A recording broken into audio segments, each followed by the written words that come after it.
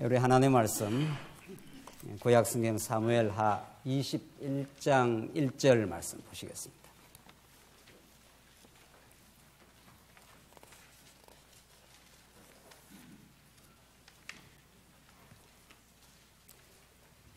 찾으신 줄 알고 봉독 드리겠습니다. 하나님의 말씀 구약성경 사무엘하 21장 1절입니다.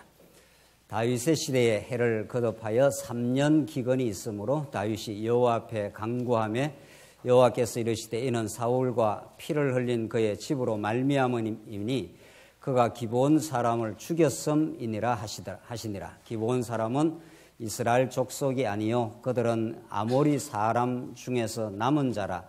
이스라엘 족속들이 전에 그들에게 맹세하였거늘 사울이 이스라엘과 유다 족속을 위하여 열심히 있으므로 그들을 죽이고자 하였더라.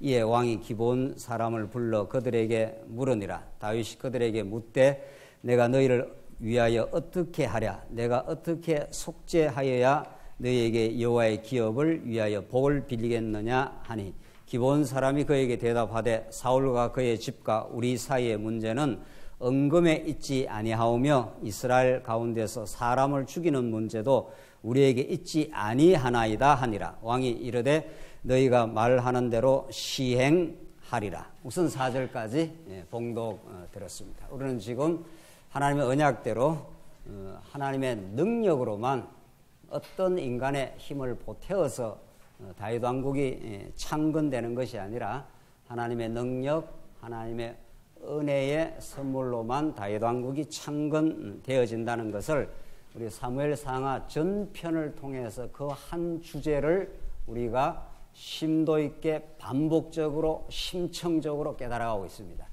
이거 하나를 제대로만 깨닫는다면은 물론 성경 66권 다 깨달아서 우리가 그 풍요하고 놀라운 진리의 세계를 우리가 들어갈 수 있겠지만 사무엘상하 말씀만 우리가 정확하고 심도 있게 깨달으면 다윗 왕국, 오늘날 이 시대로 말하면 신령한 하나님의 나라, 오늘 이 교회, 이것은 사람의 힘으로 되는 것이 아니라 언약의 신실함대로 하나님의 능력으로 된다는 것, 그거 하나만 정확하고 분명하게 깨달으면은 우리가 오늘 이렇게 교회 생활하는 것이 하늘에서 퍼부어 주신 놀라운 은혜의 선물이라는 걸 깨닫고 한없이 감사하게 될 것입니다. 그래서 성경은 많이 아는 것도 중요하지만 정확하고 심도 있게 아는 것이 더 중요합니다. 오늘 21장 오늘 전개되는 말씀은 하나님께서 이 범죄하고 타락한 다윗, 그 왕가의 타락과 말할 수 없는 비극의 역사, 그걸 하나님께서 섭리를 하신다는 겁니다. 하나님 한 번 세운 나라를 하나님의 주권과 은혜로 붙들면은 어떤 인간도 타락 안 할 수 있는 겁니다. 하나님이 딱 붙드시면. 그러나 하나님께서 다윗의 그 말할 수 없는 참혹한 타락을 하나님께서 작정하시고 허락을 하신다는 겁니다. 그래서 다윗이 나중에 그 나라가 다시 회복되어질 때 이 나라가 회복되고 이 나라가 건재한 것은 나의 의로움, 나의 공로가 아니라는 걸 철저하게 하나님께 깨닫게 하시는 일인 거죠.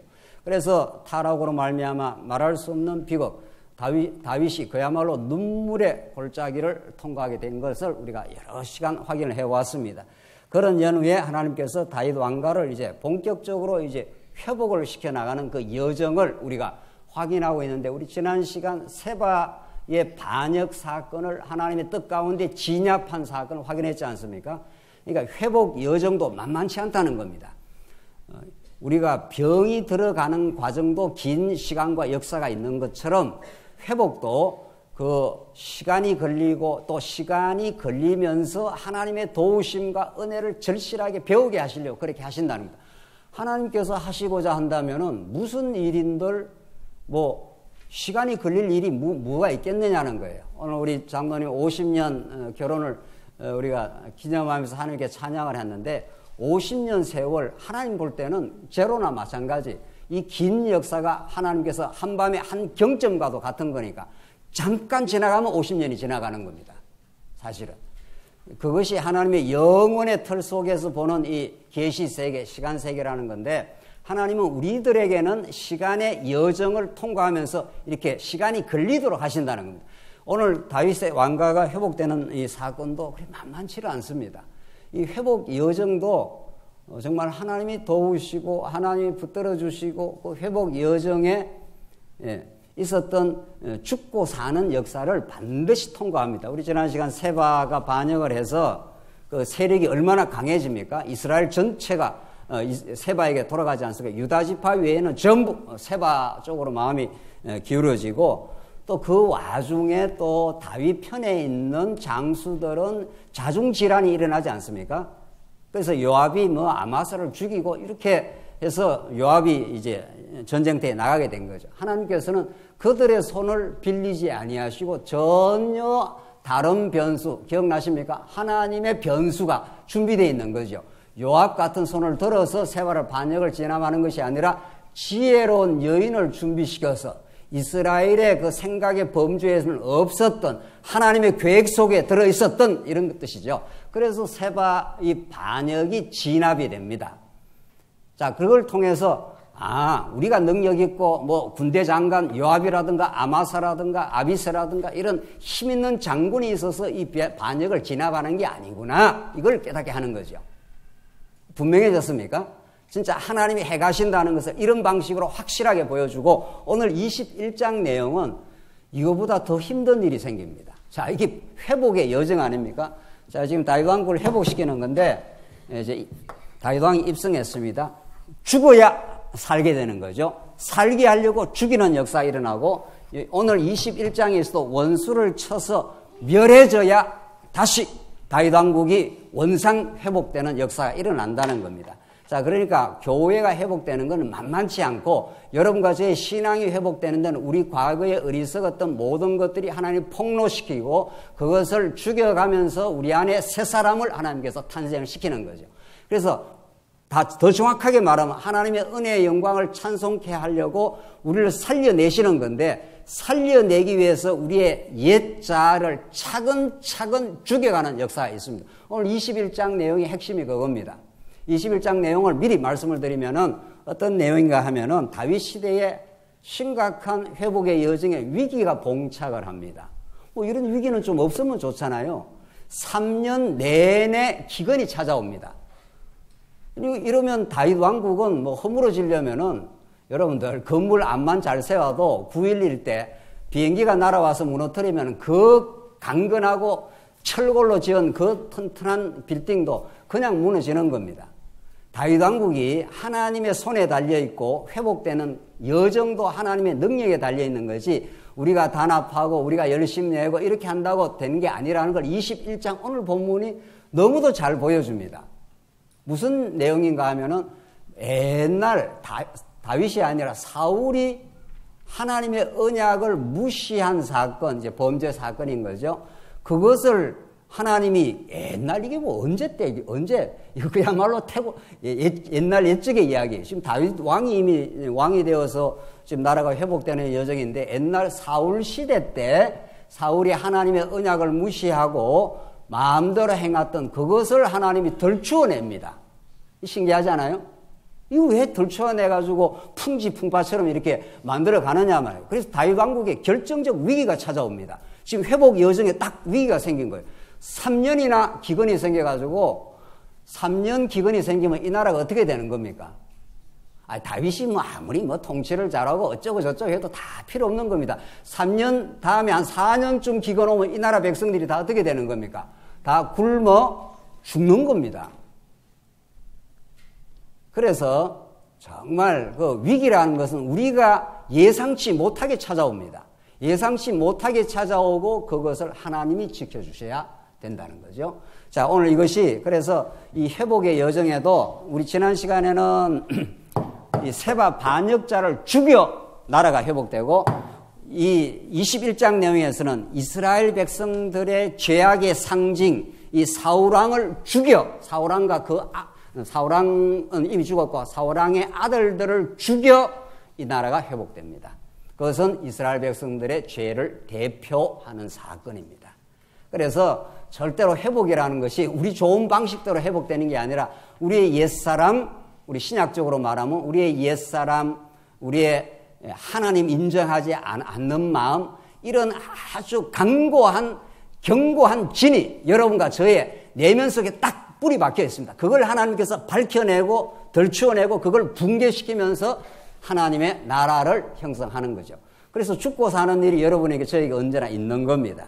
회복이 쉽게 되는 게 아니라 죽어 살아가는 역사를 하나님께 만드신다. 이건 두말할 나위 없이 이 모든 것을 이루시는 분은 여러분과 저의 죄악을 우리 스스로 해결할 수 없기 때문에 예수가 십자가에 처절하게 죽으시고 그래서 모든 언약 백성들의 죄를 대속해내시고 부활하심으로 여러분과 저에게 이 하나님의 나라 신령한 제대로 된 교회 생활을 하나님께서 만들어 가시겠다 이런 뜻입니다.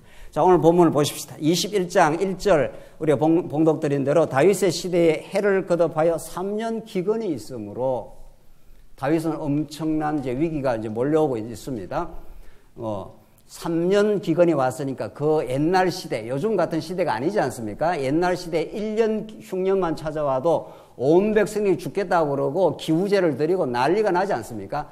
1년도 아니고 2년도 아니고 3년 연속 기근입니다. 이쯤 되면은 나라가 다 이제 곡간이 다 거들나고 그 나라의 근간이 흔들리기 시작하는 그런 위기를 하나님이 허락을 하십니다. 너가 스스로의 능력으로 나라를 회복할 수 있는 줄 알아. 이렇게 하나님께서 보여주시는 사건인 거죠. 자, 그러니까 다윗이 하나님 앞에 간구할 수밖에 없습니다. 우리가 이 교회가 회복되고 우리의 가정이 회복되고 우리의 신앙이 회복되는데 뭐 우리의 지혜로 되는 게 있겠냐고요. 하나님께 바짝 엎드리는 수밖에 없고 하나님 어떻게 해야 우리 교회가 회복될 수가 있습니까? 하나님이 지혜를 주시고 하나님이 하셔야 되는 겁니다. 이렇게 우리 온 성도가 그렇게 간구하게 되는 것, 이게 하나님이 이 회복의 여정에 있는 일입니다. 성경이 그걸 말하고 있지 않습니까? 다윗이 여호와 앞에 간구하며, 간구라는 게 뭡니까? 간절히 구하는 겁니다. 하나님이 이 기근을 하나님이 더 허락을 하시면 이 나라가 거들이 납니다. 이 말 아닙니까? 여호와께서 이르시되 이는 사울과 피를 흘린 그의 집으로 말미암음이니 그가 기브온 사람을 죽였음이니라. 이게 언제 때 일이에요, 세상에.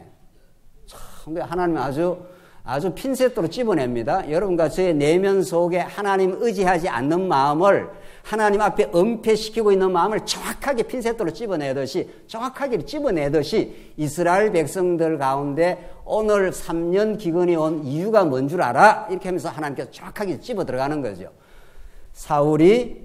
사울과 피를 흘린 그의 집으로 말미암았다고. 이스라엘 나라가 이렇게 있고 다윗이 있고 사울은 이미 죽었지 않습니까? 사울은 하나님을 의지하지 않는 왕, 또 백성들이 세운 왕 이런 뜻입니다. 사울로 대변되는 것은 이 백성들이 하나님만이 왕이신데 하나님이 모든 걸 통치하시고 약속대로 다 이루어주는데 하나님 잘 안 믿습니다. 이스라엘 백성들 엄청 하나님 잘 안 믿어요. 그래서 우리도 이방 나라처럼 인간 왕이 하나 있으면 좋겠습니다 했대 사울이 픽업이 된 거죠. 그래서 사울이 처음에는 은거주춤하게 왕이 됐다가 사울이 얼마나 하나님을 모독하는지 모릅니다. 하나님이 하라 한 대로 안 합니다. 하나님이 다 진멸하라 하면 진멸을 다 시켜야 되는데 살찐 양과 염소들 자기한테 유익한 건 살려놓고 다른 것만 딱 진멸을 해요. 그런 이제 장난을 치기 시작하는 거죠. 그런 장난을 치기 시작하면 하나님이 핀셋으로 딱 집어내는 거죠. 정확하게 하나님이 너무 정확하고 너무 우리를 사랑하시기 때문에 여러분과 제 자녀들이 아버지 엄마 이렇게 대충 이렇게 쏘이려고 이렇게 하면 아버지 엄마가 압니까 모릅니까? 야야야 이리 와 너 그래 봐야 다 내가 알아. 그래 어떨 때는 좀 봐줘서 넘어가는 것도 있고 매일 잘못했던 걸 불러가고 핀셋으로 찝듯이 하면 그거 살아남겠어요? 그래서 또 넘어갈 때 있지만 결정적인 딱 순간이 오면은 이 애를 이렇게 놔두면 안 되겠구나 하면 정확하게 불러내는 거죠. 옛날 이러쿵 저러쿵 했던 거가 몽땅 쓸어가고 이걸 싹쓸이해서 한 몰아가지고 한번 혼을 한번 내기 시작하는 거죠. 그러니까 하나님의 눈을 못 피한다는 겁니다. 그 하나님의 불꽃 같은 눈과 그 사랑의 눈길이 우리를 함께하는 게 그게 복인 겁니다. 우리 인간이 얼마나 자기 은폐적이고 자기를 이렇게 감추기를 너무 능란하게 잘하는지 모릅니다. 우리는. 그러니까 우리가 이렇게 적당하게 나타나는 건 우리의 본 모습이 아닙니다. 언제나 하나님 앞에 그 거룩한 빛 앞에 서야 우리의 본 모습이 정확하게 노출이 되는 거예요. 하나님이 이 작업을 회복의 여정에서 시작을 하는 거죠. 지금 이 작업을 시작합니다. 아주 좀 어떻게 보면 두렵지 않습니까? 하나님이 아주 서치라이트로 여러분과 저의 마음을 정확하게 비추어냅니다. 하나님 인정 안 한 거 있잖아. 이렇게 네 마음대로 하고 싶은 거 있지. 이런 식인 거죠. 그래서 뭐라고 밝혀내는가 하면 2절 기브온 사람은 이스라엘 족속이 아니요 그들은 아모리 족속 중에서 남은 자라 이스라엘 족속들이 전에 그들에게 맹세하였거늘. 이게 무슨 말인가 하면 여러분들 여호수아서의 기브온 족속들이 슬쩍 이렇게 쪼개가지고 이스라엘 백성들에게 찾아와서 그 살았던 거 기억나시죠? 근데 실제로는 멀리 있는 족속도 아닌데 원래는 이스라엘 백성 가까이 있었는데 이 기브온 족속들이 살아남으려고 쪼개가지고 우리는 멀리서 이렇게 왔습니다. 이렇게 해서 이스라엘 백성들이 쏘아가지고 그걸 덜렁 화친 조약, 화친 맹세를 해버리고 말았습니다. 너희들 같이 우리하고 살자. 이렇게 돼서 어쨌든 그 과정은 좀 그랬지만 하나님 앞에 그걸 맹세했거든요. 하나님 앞에 언약을 했기 때문에 기브온 족속은 마음에 좀 안 든다고 해서 죽이면 안 되는 겁니다. 그게 원칙인 겁니다. 자, 그런데 어떻게 됐습니까? 사울이 그 본문이 그거죠. 그 중간쯤 그들에게 맹세하였거늘 2절 사울이 이스라엘과 유다 족속을 위하여 열심히 있었으므로 이렇게 돼 있어요. 그러니까 이 사울이 엄청 열심히 있다는 겁니다. 열심히. 그래서 이스라엘 백성들 그리고 이스라엘 백성이 세운 사울 왕 이게 전부 하나님의 뜻에 반하는 겁니다. 세력도 크고 대단한 키가 어깨 위에 하나 더 있는 게 사울이었고 또 열심도 특심합니다. 열심도. 그래서 열심히 있어가 그들을 죽이고자 하였더라. 이에 왕이 기브온 사람을 불러 그들에게 물으니라. 다윗이 그들에게 묻되 내가 너희를 위하여 어떻게 하랴? 내가 어떻게 속죄하여야 너희가 여호와의 기업을 위하여 복을 빌겠느냐? 이렇게 해서 드디어 이제 속죄라는 주제가 등장을 합니다. 죄와 속죄라는 주제가 이게 등장을 하고 이것이 이제 다윗 솔로몬으로 가면 성전이라는 주제로 이제 이어져 나가는 중요한 신학적 의미를 갖고 있는 것이 나오죠. 자, 정리를 하자면 지금 심각한 위기가 봉착을 했는데 위기의 원인이 뭐냐 하니까 하나님이 원인을 딱 찍어줬습니다. 사울 때문이야. 사울과 그 자손들이 기브온 백성들을 죽였기 때문이야. 왜 죽였느냐 하니까 사울이 아주 열심히 아주 특심했다는 거예요. 아주 유다와 이스라엘 백성을 위해서 사울이 열심히 있어서 하나님 앞에 맹세한 기브온을 이 기브온 족속은 죽이면 안 되는 겁니다. 왜? 하나님 앞에 맹세한 백성이기 때문에. 그런데 사울이 열심히 특심이 많아가지고 기브온 백성들을 죽여버렸다는 거예요. 그것이 원인이 돼가지고 지금 3년 기근이 지금 찾아왔다. 지금 그런 말이죠. 자, 열심히 있다. 우리가 로마서에서도 12장에 열심을 품어 주를 섬기라. 이런 말이 열심히 나오잖아요. 성경에 나오는 모든 언어들은 이중적 의미를 갖고 있습니다. 이중적이라는 것은 열심이라는 것 자체가 좋은 것도 나쁜 것도 아니라는 거예요. 하나님의 성령에 붙들린 열심. 이거야 너무도 아름다운 열심이죠. 이거는 아주 자기 사심이 없는 열심이에요. 정말 복음과 진정한 의미에서 하나님의 교회를 위해서. 그러나 열심히 하나님의 사심에 붙들린 열심이 얼마든지 있을 수 있습니다. 여러분과 저에게는. 그걸 자기가 성찰할 수 있는 진리 분별력이 없으면 자기가 열심 내는 게 사울의 열심이 이때 열심이 어떤 열심입니까? 어떤 열심이죠? 예. 이게 아주 지금 이 사울의 열심은 이스라엘의 결정적 위기를 자초하는 열심이에요. 이것 때문에 지금 3년 동안 이스라엘 백성들이 엄청 고난을 지금 겪지 않습니까? 그래서 로마서 10장에 보면은 그 사도 바울이 이스라엘 백성에게 하는 이야기입니다. 저 이스라엘 백성들이 그 당시 초기에 예수님 초대교회 때 그들이 하나님께 열심은 있으나 올바른 지식을 따르지 않았다. 이렇게 합니다. 그러니까 열심 자체가 그게 중요한 게 아니라는 거죠. 올바른 하나님을 아는 지식이 필요하다는 거죠. 그래서 또 사도 바울이 뭐라고 또 한마디 더 하는가 하면은 하나님의 의를 모르고 자기 의를 세우려고 힘써 하나님의 의에 복종하지 아니하였느니라. 참 놀라운 말씀이에요. 성경처럼 이렇게 우리 인간의 그 내면을 정확하게 파고들고 정말 하나님이 어떻게 인간을 통치해 가느냐를 잘 보여주는 말씀이에요.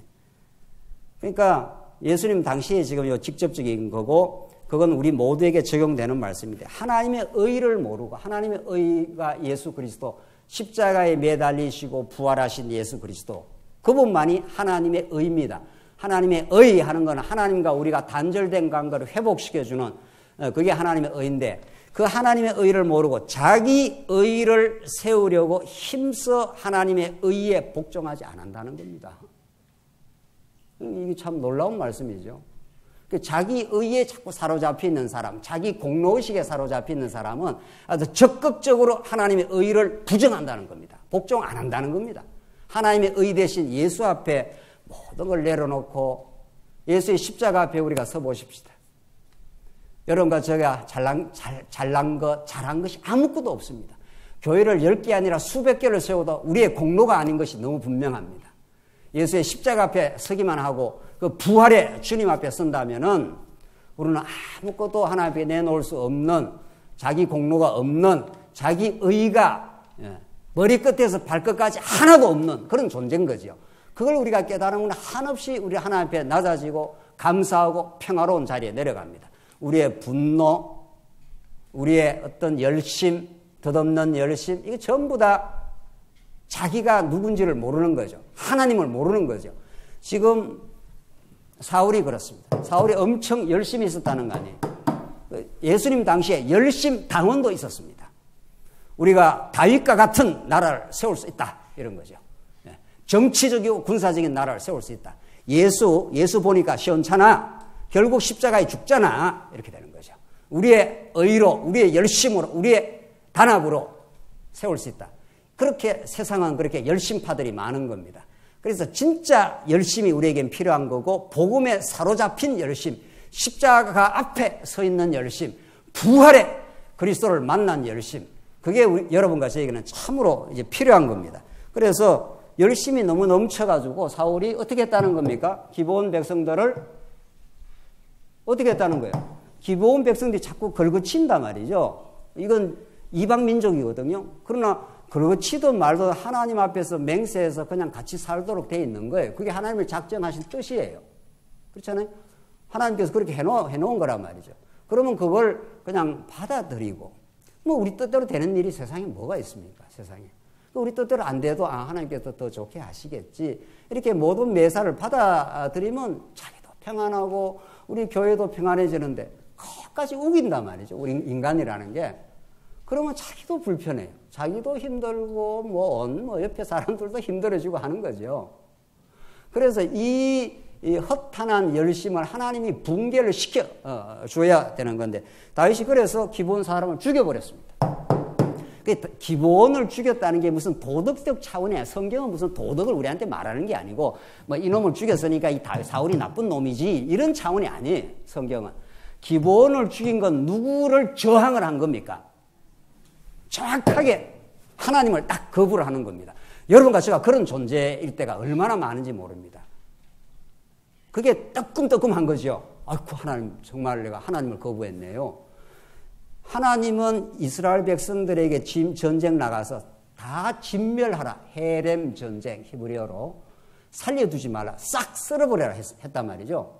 그런데 사울은 자기가 자기 사심을 가진 거죠. 요런 거는 살려주고 요런 거는 죽이고 자기가 이제 정하는 거예요. 자기가 신이에요. 우린 신이 아니에요. 그렇잖아요. 그런데 인간이 타락한 이후에 예수를 진짜로 정통으로 만나기 전에는 그 예수의 피 묻은 십자가와 부활의 주님을 정통으로 만나기 전에는 안 없어집니다. 그거. 우리 한 여러분과 저에게 있다고 인정하는 게 중요합니다. 사실은. 시퍼렇게 살아있습니다. 그게 옛사람의 소욕이라고 하는 거죠. 그래서 그걸 하나님이 남겨두시고 그것 때문에 우리가 괴로움을 겪어봐 한번. 탕자가 아버지 쾅 박차고 그 당시에 유대인 관습으로 재산 내놓으라 하는 것은 아버지하고 절교하겠다 이런 뜻이에요. 요즘 뭐 시집가고 오늘 장가간 사람도 있네요. 시집간 사람. 뭐 이런 사람들이 뭐 부모님이 좀 약간 뭐 어떻게 뭐 전세바위로 살아라 이런 차원이 아니에요. 유대 관습으로 아버지한테 내 재산 내놓으시 하는 건 아버지 정면으로 딱 거부하고 하나님을 딱 거부한 그 지금 스토리예요. 탕자가 아버지 딱 부정하는 거예요. 그래서 정말 성경은 그 기가 막힌 인간의 허물, 그 죄, 그 모두를 넘치게 덮으시는 하나님의 언약적 그 은혜, 그 자비하심 이런 것들이 펑펑 쏟아지고 있는 겁니다. 이 성경 속에. 이걸 듣고 우리가 정말 하나님 앞에 너무도 놀라운 자리에 있다는 걸 우리가 깨닫게 되는 거죠. 그래서 오늘 지금 포인트는 사울이 열심히 있어서 기브온을 썰어버렸습니다. 하나님의 앞에 언약한 걸 거부를 한 거죠. 그래서 하나님이 그걸 딱 집어내는 겁니다. 사울 때문이야. 요걸 처단을 해야 돼. 심판을 해야 돼. 이 말이죠. 죄값은 사망이라는 심판이 반드시 찾아옵니다. 그걸 그대로 진행을 합니다.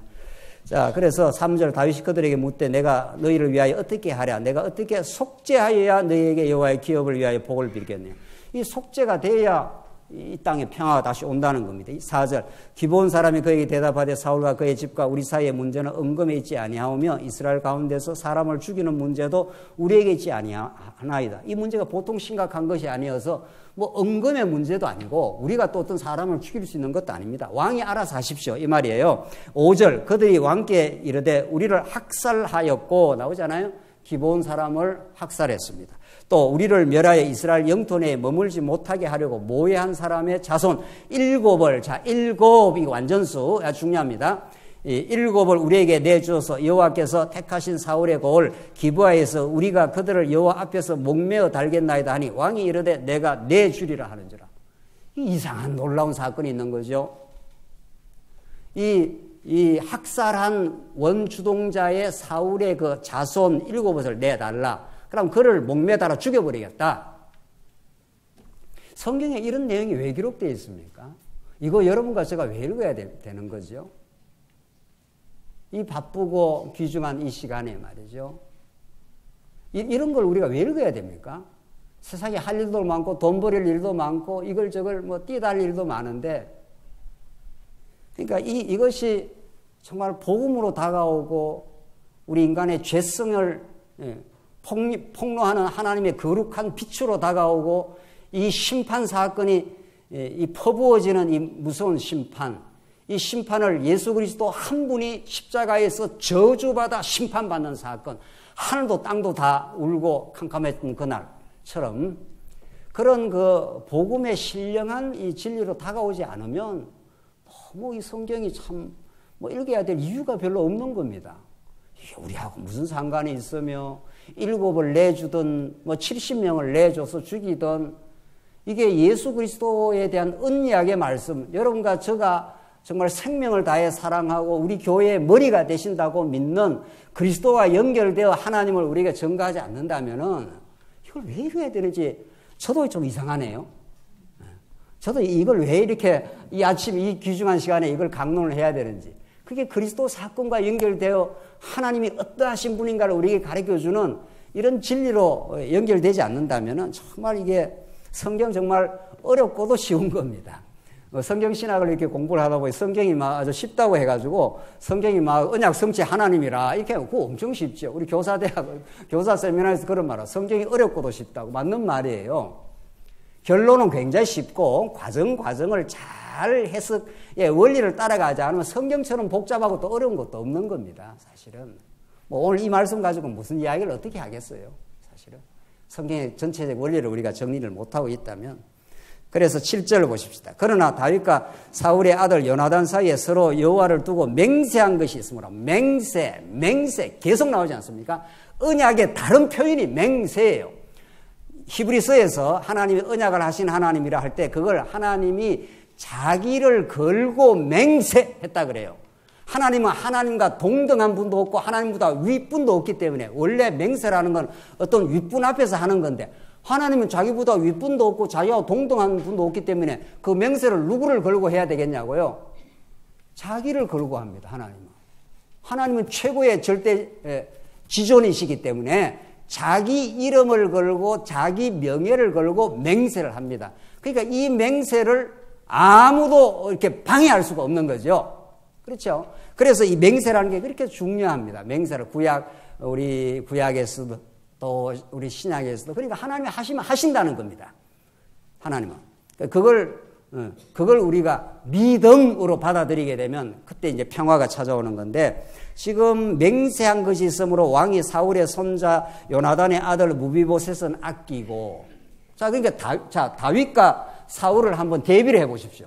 자, 여기서 아주 중요한 포인트가 나오는데 사울은 하나님 앞에 다 맹세한 것이지만 자기 열심을 가지고 자기 열심으로 하나님을 정확하게 거부하고 기본을 죽여버렸지 않습니까?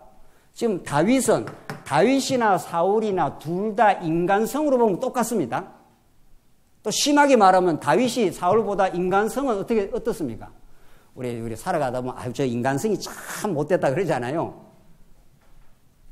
여러분들은 또 그런 거 안 하고 사시는지 우리 인간성이 못됐다 그래. 인간성으로 따지면 이 다윗이나 사울이나 어떻다고요? 똑같습니다. 우선 드러나는 거 보면 사울보다 다윗이 더 인간성이 안 좋습니다. 이 인간성이. 인간성으로 따지면. 자기의 충복을 갖다가 아주 살인 교사를 한 사람 아닙니까? 이 사람이. 근데 중요한 거는 똑같아요. 똑같은 죄인이지만 하나님으로부터의 언약의 말씀을 기억하느냐 기억하지 않느냐 요 차이뿐이에요. 여러분과 제가 지금 예수 안 믿는 사람들 지금 이 교회당 밖에서 하나님 모른다 하고 이렇게 살아가는 수많은 사람들과 그 차이점이 뭐냐? 인간성으로 보면 똑같습니다. 때로는 더 심합니다. 예수 믿는 사람들 학을 띄지 않습니까? 아이고 예수 믿는다면 내가 사업 안 하겠다고. 예수 믿는 사람이 깐깐하기로 따지면 아주 너무 깐깐하다고. 이게 한국 사회에 정평이 나 있습니다. 정평이 아주 예수 믿는 사람들 깐깐하기로. 한 번 어떤 마음 가지면 뒤끝이 긴 사람들로 말이죠. 아주 이거 예수 믿는 사람은 술 한 잔도 안 하기 때문에 술 한 잔 먹고 확 풀어야 되는데 정신이 맹성맹성하거든. 이게 성령에 취하지 않으면 예수 믿는 사람처럼 복잡하고 까다로운 인간도 없는 겁니다. 성령에 취해야 알코올에 취하는 게 아니라 성령에 취하면 정말 부드러워지고 만사가 그럴 수도 있죠. 실수할 수도 있죠. 이렇게 넘어가잖아요. 우리가 성령에 취하면은 말씀에 사람이라는 건 실수할 수도 있는 거지. 또 이렇게 해볼 수도 있지. 그래 목숨 걸 일이 있습니까? 예수님 외에. 암만 생각해도 예수님 외에는 목숨 걸 일이 없더라고요. 예수님이 날 떠나간다 하면 우리는 죽어도 예수님하고 살아야 되죠. 자, 지금 오늘 다윗과 사울의 차이가 뭡니까? 그 인간 바탕에서는 차이를 찾을 수가 없습니다. 차이가 하나님이 다윗은 붙들어 주었고 은혜로 하나님이 사울은 안 붙들어 준 것뿐입니다. 그래서 하나님이 다윗은 붙들어 주니 다윗은 지금 오늘 이 본문의 메시지에서 자꾸 언약이 자꾸 생각이 나는 거야. 그렇지, 우리가 맹세를 했지. 기본 이거 별로 탐탁지 않는 이방 족속들이지만 하나님 앞에 맹세를 했잖아. 그리고 무비보셋 별로 도움이 안 되는 사람입니다. 인간적으로 보면 무비보셋이 다윗 왕국에 도움이 되지 않는 사람이에요. 두 다리가 절었던 사람이에요. 그 말은 구약적 표현인데 능력 없다 이런 뜻입니다. 교회 여러분들 오늘 하나님 나라 교회에 인간적 지위와 세속적인 무슨 능력이 있는 것이 하나님 나라를 세울 수 있다고 본다면 너무도 착각을 하는 거죠. 하나님 나라는 하나님이 세우십니다. 인간적인 조건이 어렵거나 힘든 건 아무 상관없습니다. 또 인간적인 조건이 좀 좋거나 해도 상관이 없습니다. 그게 우리 교회를 세우는데 무슨 결정적 요인이 되는 게 하나도 없습니다. 하나님이 세우시는 거죠. 그걸 믿죠, 우리가. 이럴 때 이제 아멘이 나와야 되는 건데 이제 안 해도 상관없어요. 안 해도 상관없어요. 안 해도 상관없고 중요한 거는 진짜 하나님이 세운다는 걸 진짜 믿는 겁니다. 무슨 세속적인 조건, 세속적인 지위, 세속적인 학벌 그게 무슨 상관이 있습니까? 교회를 세워가는데 아무 상관없습니다. 하나님께서 베드로 같은 무지몽매한 베드로가 베드로 전후서를 씁니다. 베드로 전후서처럼 논리적인 책이 없습니다. 하나님이 사용하시는 걸 쓰는 거고 사도 바울처럼 학벌 좋은 사람도 쓰면 쓰는 거고 그런 겁니다. 그게 무슨 조건이 되어서 하나님 뜻이 이루어지고 조건이 안 되면 하나님 뜻이 안 이루어지고 그런 게 전혀 아니라는 겁니다. 그걸 진짜로 믿어져 가는 것, 이게 언약을 믿는 성도입니다. 그러면 우리 교회가 지금보다 훨씬 강건해집니다. 훨씬 우리 성도님들의 마음에 평화가 찾아올 거고 사람을 차별 안 하게 될 겁니다. 야고보서가 증거하는 대로 사람 차별 교회에서도 많이 하지요, 지금. 그래서 정말 교회에서는 하나님의 귀한 영혼으로, 하나님의 사람들로, 정말 하나님이 소중하게 불러준 인생들로 이렇게 우리가 하나님 신령한 나라를 드디어 우리가 진짜 누리게 되는 겁니다. 그걸 누릴 때 하나님이 진짜 이렇게 해가시는가 하는 걸 더 직접적이고 체험적으로 깨닫는 거죠. 하나님이 하신다는 건 이론적으로 다 알고 있는 거 아니에요. 자, 그래서 하나님이 다윗과 사울, 아무런 조건적으로 다를 바가 없는 인생이었지만 하나님이 사울은 안 붙들어 주기 때문에 언약을 무시를 합니다. 언약 필요 없어. 내가 죽이면 죽이는 거지. 이렇게 되는 거예요. 내가 왕이야. 이렇게 되는 거죠. 다윗은 점점 언약이 자꾸 생각나고 하나님께 앞에 언약을 했으니 무비보셋 별 볼 일 없는 인생처럼 보이지만 하나님이 무비보셋과 더불어 살아. 이렇게 했기 때문에 무비보셋을 아낍니다. 안 죽입니다. 요 차이가 있을 뿐입니다. 이게 다윗이 위대한 것도 아니고요. 사울이 뭐 개망난이도 아니라 다 죄로 말미암은 다 거기서 거기입니다. 인간은 거기서 거기인데 하나님이 놀랍게 다윗을 붙들어주고 있는 중입니다. 지금 여러분과 저를 이 자리에 있도록 붙들고 있기 때문에 오늘 이 자리에 지금 우리가 이렇게 존속하고 신앙이 유지가 되는 겁니다. 이제 결론을 한번 가보시죠. 그래서 8절 왕이 이에 야아의 딸 리스바에게서 난 자 곧 사울의 두 아들 알모니와 무비보셋과 사울의 딸 메랍에서 난 자 곧 무홀라 사람 바르실레의 아들 아드리엘의 다섯 아들을 붙잡아 그들을 기드온 사람의 손에 넘기니 기드온 사람이 그들을 산 위에서 여호와 앞에 목매어 달매 그들이 7 사람을 동시에 죽이니 죽은 때는 곡식 배는 첫날 곧 보리 배는 배기 시작하는 때더라. 이래서 드디어 그 죄값대로 7 아들을 매달아서 처형을 한 겁니다. 심판한 겁니다.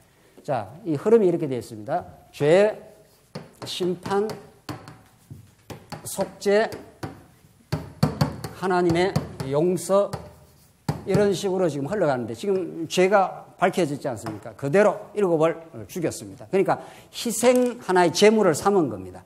자, 그래서 10절에서 이제 14절에는 이제 특이한 사건이 생기는데 그 야야의 딸 리스바가 굵은 배를 가져다가 자기를 위하여 바위 위에 펴고 곡식 베기 시작한 때부터 하늘에서 비가 시체에 쏟아지기까지 그 시체에 낮에는 공중의 새가 앉지 못하게 하고 밤에는 들짐승이 범하지 못하게 한지라. 이렇게 해서 그 시체가 짐승들이 와서 이렇게 침범을 못하도록 그걸 지켰다 이 말입니다. 그래서 11절 이에 야의 딸 사울의 첩 리스바가 행한 일이 다윗에게 알려지며 다윗이 가서 사울의 뼈와 그의 아들 요나단의 뼈를 길앗 야벳 사람에게서 가져가니 이는 전에 블레셋 사람들이 사울을 길보아에서 죽여 블레셋 사람들이 벳상 거리에 매단 것을 그들이 가만히 온지라. 14절로 넘어가서 사울과 그의 아들 요나단의 뼈와 함께 베냐민 땅 셀라에서 그의 아들 기스의 묘에 장사하되 모두 왕의 명령을 따라 행하니라. 그 후에 하나님이 그 땅을 위한 기도를 들으시니라. 이 간절한 이스라엘 백성들의 왕국 회복에 찾아온 위기, 3년이나 기근이 찾아와서 다 멸절당할 수밖에 없는 위기에 하나님이 이전에 사울 왕의 이 범죄를 덜추어낸 것, 그래서 7을 완전수 7을 처형을 한 것, 이것은 단지 사울 왕이라고 하는 그들의 범죄뿐만이 아니라 우리는 어떻게 이걸 해석해야 됩니까? 이스라엘 전체가 범했던 범죄입니다. 아담 한 사람이 범죄함으로 우리 모든 인류가 다 연대 책임을 지는 것처럼 아담 한 사람이 범죄인데 왜 우리가 죄인이야? 우리 이렇게 좀 항변할 수 있잖아요. 아담 한 사람이 범죄한 것이 우리 모든 인류를 불순종 가운데 가두어 두셔서 우리의 의로는 하나님께 나갈 수 없게 하시고 예수 그리스도 한 분 통해서 우리 하나님께 나갈 수 있도록 하신 것처럼 7 이 완전수를 통해서 사울의 범죄는 다윗의 범죄를 그대로 비추어내는 거울인 거죠. 다윗도 얼마나 하나님 안 붙들어줬을 때 범죄를 많이 했습니까? 그래서 사울의 아들 7을 대표로 끄집어낸 겁니다. 대표로 끄집어내서 심판을 하신 거죠. 그래서 이 심판을 통해서 속죄가 이루어집니다. 그래서 죄는 여러분과 제가 옛날에 다 지었던, 또 지금도 우리가 뭐 죄를 지어서 죄인이 되는 게 죄 덩어리입니다. 아예 그런 우리 죄는 반드시 심판을 거치죠. 왜? 하나님이 공의로우시니까. 죄를 간과하지 않습니다. 하나님께서 그 죄를 반드시 밝혀내고 심판하고 속죄하고 하나님의 용서가 이루어지는 거죠. 이렇게 이제 이 말씀이 전거되면서 하나님이 그 땅을 위한 기도를 그때 들으시니라. 자, 오늘 이 본문이 있고, 자, 우리 시간이 거의 다 돼가기 때문에 15절에 어떤 내용이 나오는가 한번 보십시오. 15절에 잠깐만 읽고 우리 다음 시간으로 이어가겠습니다. 15절. 블레셋 사람이 다시 이스라엘을 치거늘 다윗이 그의 부하들과 함께 내려가서 블레셋 사람과 싸우더니 다윗이 피곤함에 거인족의 아들 중에, 중요한 거는 거인족입니다. 거인족의 아들 중에 무기가 300세겔 되는 노창을 덮고 새 칼을 찬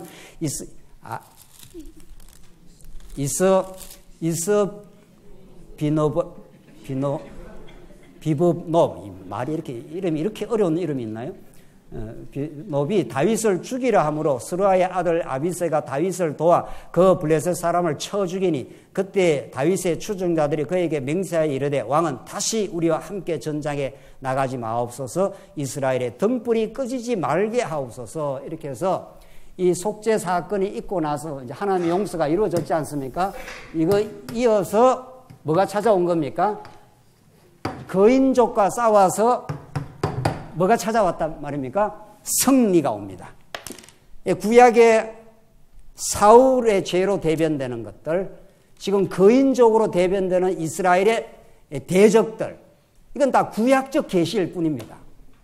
자, 이 말씀을 읽고 오늘 우리에게 복음으로 다가오고 예수 그리스도로 다가오고 우리를 비추어내는 죄악으로 다가오고 하나님 무한한 살아계심과 은혜로 다가오지 않는다면 이거 뭐 읽을 이유가 없는 겁니다. 이거 뭐 어떻게 어쨌단 말이냐 이렇게 되는 거죠. 자, 사울의 범죄는 이스라엘의 죄악을 대표하고 있는 거고 그렇게 해서 그걸 심판했지 않습니까? 그 심판을 통과하여 속죄가 이루어졌고 그래서 하나님의 용서가 찾아와서 그 땅에 기도를 들으셨다. 하나님께서 그 기도가 하나님 다윗의 그 강구의 기도를 하나님이 들으시고 이스라엘의 승리가 오는 겁니다. 자, 그래서 이 승리는 이 회복인데, 이 나라가 회복되는 건데, 나라가 회복되고 마음의 감사, 기쁨, 참된 하나님 앞에 찬송, 이런 것은 이 과정을 통과하여 이렇게 한번 죽고 사는 과정을 통해서 이루어진다는 겁니다. 이게 하나님 나라 회복의 법칙입니다. 하나님 나라 다윗 왕국을 회복할 때 반역자들을 처단하지 않습니까? 세바로 대표되는 반역사를 처단하고 여기에서는 사울과 그 가족들을 처단해야 다윗 왕가가 강건해집니다. 그 다윗 왕가를 대적하는 모든 자를 싹 쓸어버리는 거예요, 지금. 그리고 거인족과 나가서 싸워서 승리하는 거죠. 자, 여러분과 저의 삶의 승리가 우리의 간절한 소망 아닙니까? 우리는 예수 안에서 승리를 만약 한다면은 승리라는 건 전쟁에서 싸워 이겨야 승리를 한단 말이죠. 우리를 잘 싸우게 하려고 여러분과 저에게 에베소서의 전신갑주를 입힙니다. 구원의 투구를 쓰고 의의 형배를 붙이고 평안의 신발을 신게 합니다. 그렇게 해서 세상 어떤 어려운 일이 닥쳐와도 하나님이 여호와 되시지. 그래서 내 마음에 분노와 자기 의와 자기 열심이 얼마나 허탄한 것을 하나님께서 잘 분별하게 하시고 자기를 잘 돌아보게 하셔서 하늘이 주는 평화를 얻고 마음에 감사함이 있는 겁니다. 이게 승리입니다. 그 승리는 그냥 이루어지는 게 아니라 반드시 자기의 사울 왕 하나님을 딱 거부하는 하나님 별로 인정하지 않는 우리가 오늘 이론적으로 들을 때 하나님 여호와 해도 삶 속에서 하나님 딱딱 거부하고 살아가는 그런 자신의 어리석은 죄가 꿈틀대는 한 우리 마음에 평화가 없습니다. 내 뜻대로 내 삶을 하려니까 평화가 있겠냐고요. 사업도, 가정도, 교회도 내 뜻대로 막 하려고 그러면은 반드시 저항에 봉착하고 조직의 쓴맛을 보게 됩니다. 그래서 어려움이 있다는 거죠. 남편이 마음대로 하면 부인이 그냥 놔두지는 않잖아요. 이건 좀 절제를 하시죠. 이렇게 하시죠. 반드시 이렇게 이야기가 들어오게 되어 있습니다. 그래서 이 옛사람을 하나님께서 처복종시키는 과정이 반드시 있습니다. 그것은 굉장히 어려운 일입니다. 옛사람 무너질 때 자존심도 많이 무너지고 우리가 하고 싶은 것을 포기하는 아픔도 있습니다. 그러나 하나님께서 반드시 그 아픔을 통과합니다. 이것을 우리가 할 수 없기 때문에, 우리 능력으로 할 수 없기 때문에 예수님이 십자가에서 처절한 심판을 당하시고 십자가에서 처절하게 죽습니다. 그래서 그분이 우리의 영광이고 그분이 우리의 전부입니다. 고린도 교회가 참 어려웠습니다. 고린도 교회가 그렇게 쉬운 교회가 아닙니다. 사도 바울이 복음을 전했던 교회입니다. 그러면 사도 바울 같은 오리지널한 복음 전도자가 복음을 전했으면은 교회가 평안해야 된다는 우리의 착각이 있는 거죠. 아무리 복음을 전해도 성장의 여정에, 옛사람을 죽고 새사람이 살아가는 여정에서는 그렇게 쉽지 않습니다. 그래서 사도 바울이 고린도 전서에서 다시 언약의 절정으로 오신 십자가를 다시 드는 겁니다. 바울은 내가 십자가에서 죽은 그리스도만 증거하겠다. 십자가의 도는 멸망하는 자에게는 미련한 것이지만 구원 얻는 우리에게는 하나님의 능력이라고. 하나님의 모든 구약의 언약은 예수한테 절정으로 이루어지는데 예수의 십자가에서 절정으로 이루어진다. 그리고 3일 만에 부활한다는 게 고린도전서 15장입니다. 고린도전서 1장에서 십자가의 도를 말하고 고린도전서 15장에서 부활의 진리를 말하고 이것을 통해서 하나님이 얼마나 영광스러운 분인가를 깨닫게 합니다. 그래서 우리는 십자가에 못 박힌 그리스도를 전하니 유대인에게는 꺼리끼는 것이고 이방인한테는 미련한 것이잖아. 유대인들은 십자가를 보면 꺼리끼죠. 자기들이 십자가에 못 박았고 저거 별거 아니라고 예수님을 얼마나 모독을 했는데 예수님 십자가 사건이 가장 구약 언약의 절정이라니까. 모세 언약의 절정이 십자가입니다. 그가 죽으셔야 우리 옛사람이 죽는다는 겁니다. 우리 옛사람 절대 우리 스스로 못 죽입니다. 불교에서 하한 거 들어가고 동한 거 들어가고 열 손가락 불로 지지고 고행하고 아무리 옛사람 없애려고 노력하면 노력할수록 더 안 된다는 게 역사가 정언하는 겁니다. 예수 한 분으로만 가능하고 십자가로만 가능하고 3일 만에 부활하심으로 여러분과 저의 사망에 사로잡혀 있던 옛사람을 처복종시키고 새로운 창조가 일어난 겁니다. 그래서 사도 바울이 부활이야말로 하나님의 아들이심의 증거요. 여러분과 저를 새로운 세상으로 인도하는 길이요. 그게 새하늘과 새 땅을 열어주는 예고편이라 성경은 그렇게 말하는 겁니다. 오늘 이 본문의 메시지는 여러분과 저에게 하나님의 은혜로우심, 그 죄악을 심판하시되 예수께 그 모든 저주를 퍼부으심, 그렇게 함으로 우리에게는 다시는 정죄와 저주가 없게 만들어주시는 그 하나님의 넘치는 은혜와 사랑을 이 본문처럼 철철 가르쳐주는 말씀이 없습니다.